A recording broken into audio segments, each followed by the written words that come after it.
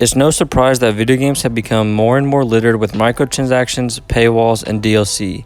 Games have traditionally always been $60, but now with next-gen consoles, we're seeing $70 become the new adopted norm across most video game studios. Video games are becoming more sophisticated and costly to produce, so the bump in initial cost is understandable, provided they give us a free demo to test the game first and see if we want to commit to the $70 price tag. However, greedy companies like Activision, Ubisoft, and EA are quick to up their prices for games and not reduce the disturbingly high amount of microtransactions found within their games. Video games are unfortunately produced by businesses, and not all businesses have the same model as others. Seeing how much money is generated from these microtransactions, it's hard to see a future in gaming where these aren't considered normal. Companies make tons of revenue off these in-game purchases, so leaving that out of the equation is like throwing away money. In this video, we're going to discuss microtransactions, the pay-to-win mentality, and DLC. So if you're new here, please consider subscribing and clicking the like button. It really helps the channel out. Leave a comment while you're down there, and with that out of the way, let's get straight into the video. Microtransactions have littered the gaming industry and they spread like wildfire. They become so commonplace that it's rare to find a game that doesn't contain any in-game purchases. My biggest issue with microtransactions is when they become almost necessary to play the game on top of already dishing out money to purchase the game. What is the purpose of even paying for a game if you're still going to have to spend money to unlock all the content that should have come with the game in the first place? This goes for almost every EA title I've ever seen. Loot boxes are by far the worst thing that has come into gaming. You are basically buying the chance at getting a character or an item. It would be completely different if you had the choice to buy an additional item and knew exactly what you were getting, but unfortunately that's not how these companies operate. You essentially have to gamble inside a game with your own money on top of what you already paid for the game just for the chance to get the item you want. And with EA making almost $1 billion in microtransactions last year, it's something that is unfortunately here to stay. Microtransactions are unhealthy for video gamers as a whole. The way I see it, there are 3 ways that microtransactions ultimately hurt the video game industry. My number one biggest issue that I have with microtransactions is when companies develop a game and then strip out content for the game later to resell as paid DLC. This is just plain sad. Games should be made for fun and enjoyment, not a machine made to optimize as much money as you can out of a single title. Stripping out content of a game to later resell is one of the laziest business practices I've ever seen, and I refuse to support companies that practice this. All of those skins and cosmetic items that companies want you to spend your money on should have already been included in the game. Not to buy, but to earn through, playing the game. My second issue is that cosmetic pieces like armor or emotes used to be something that you could work up towards to and unlock. Nowadays, it's stuck behind a paywall because companies realize that they can make money off of something that requires minimal effort to quote-unquote produce. Think about it. It may take a game developer a month to make one skin, or let's say even a week for one skin. The product then gets added to the game's update and is there indefinitely. That skin will continue to sell and sell at no additional cost to the developer since that skin has already been made and is just chilling in the game until someone decides that they want to purchase it. Thousands of skins or items will be bought and will cost the company essentially nothing to produce. You're pretty much just buying a disc with data on it, and soon you'll have to buy additional characters, additional maps, and additional guns. And wait, that's already a thing. My last issue is that microtransactions market towards the younger generation of gamers who have been and are playing games where in-game purchases is normal. They're trying to market towards this audience so that they'll believe in-game purchases are standard and perfectly fine. Companies sure as hell aren't going to market towards the older generation of gamers since we're less likely to spend $20 on an in-game skin. Now you may sit there and think to yourself, well, I've never had the urge to pay for any weapons or characters as a microtransaction. And yes, there will be people like that. Think of it like going fishing. You cast your line out and wait for a fish to bite. You may be the smart fish that doesn't bite the hook and just keeps swimming by, but it's only a matter of time before some other fish comes along and bites that hook. Why is this bad? This is bad because it makes game studios more and more lazy. Why develop a complex narrative and characters when I can create the bare minimum and make more money from it? Well, my work is done here. What do you mean your work is done? You didn't do anything. Didn't I? Games will become more bare and lifeless when they're designed around the idea of getting the player to spend money in the game for a competitive edge when playing with other gamers. This is where the pay-to-win notion comes in. I titled this segment Pay to Win in the Ever-Ending Free-to-Play Games.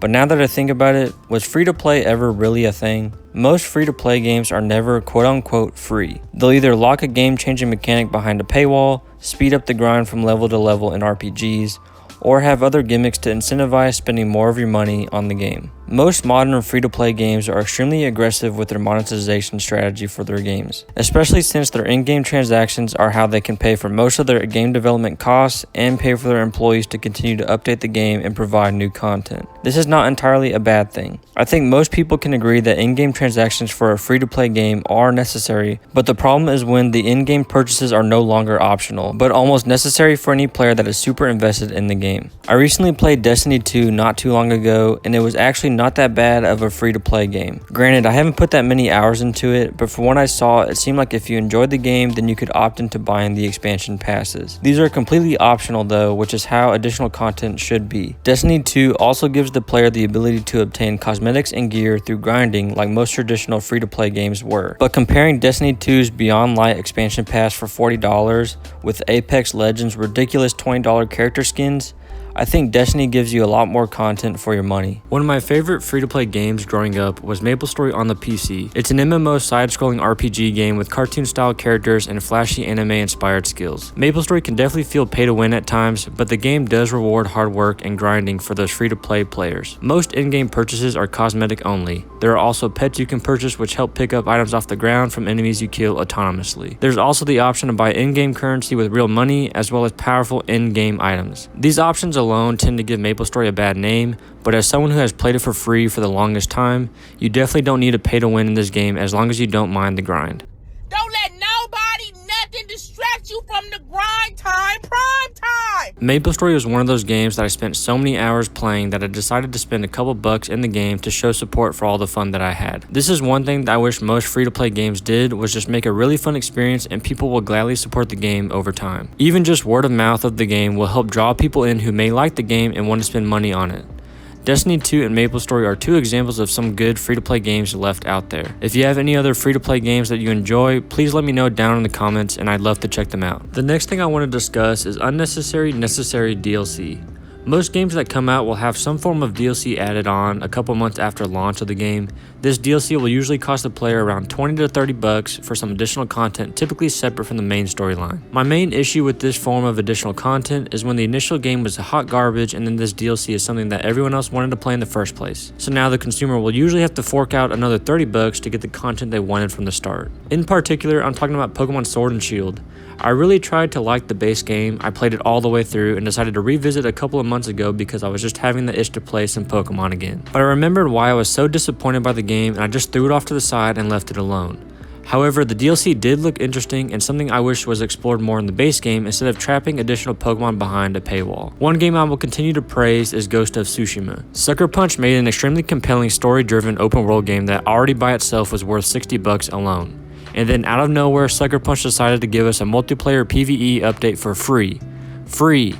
The Legends update is so well made that where I've spent hundreds of hours playing with friends and random people. For 60 bucks, you get a ton of content for the money. Do y'all remember a little indie game called The Last of Us that came out for the PS3 back in 2013? I'm kind of a big deal. Really? People know me. Naughty Dog did a similar thing with this game where they gave us an incredible story that was worth the money alone, alongside a multiplayer PvP mode called Factions. Now with the release of The Last of Us Part 2, we just got the base game and didn't see the return of Factions. Instead, Naughty Dog is releasing a separate The Last of Us multiplayer game as a standalone title. So now for those people that only like the multiplayer games, they can purchase it for just 60 bucks, but for the players that enjoyed the single player narrative and the multiplayer mode, they will now have to pay 120 bucks collectively, which sucks. Now this could simply be because they have so many new game modes for The Last of Us multiplayer that is too large of a file to combine with the original base game, or they could release it as DLC for people that already own the second game, and if people want to pick it up without the second game, they could pay the full 60 bucks. Who knows how this will pan out, but the bottom line is that video game developers are finding more and more ways to earn the most money they can from one singular title. Otherwise, they're just leaving money on the table that could be going into their pockets. This happens with microtransactions, DLC, and in the case of Nintendo, DLC amiibos. Maybe one day we can return to the world where video game companies put out games simply because they enjoyed doing it. Not to find all the methods of maximizing profits, but simply because they were passionate about their products and the consumers that supported them. What's in store for the future of gaming? Is in-game purchases something that is becoming more and more normalized to the point where it's inevitable in every single game? Or will companies realize that a majority of gamers don't like these business practices and cut down on the amount of microtransactions placed in games? Personally, I think they will unfortunately be here to stay. However, there needs to be a balance going forward. Companies should not be stripping content out of games to later resell as DLC. We shouldn't have to pay $20 for a single cosmetic item. Digital goods and games are a hazard for all consumers if there's no competition to help mitigate the prices from inflating. In theory, if people are buying cosmetic items for $5, what's going to stop the company from raising their prices to $8 or $10? Unfortunately, if people keep purchasing these ridiculously high-priced items, then the companies will also keep raising them. Also, loot boxes are completely unnecessary in games. I'd rather just have the option to flat out purchase something in the game rather than gamble on the chance of getting the item that I want. This is the dumbest thing I've ever seen introduced into gaming, and I hope loot boxes get thrown out of the formula soon. I'd rather the company just be transparent and let us pick what we want to buy rather than artificially manipulating the odds of getting an item. Game companies' business practices have gotten worse and worse for the consumer and more profitable for the companies.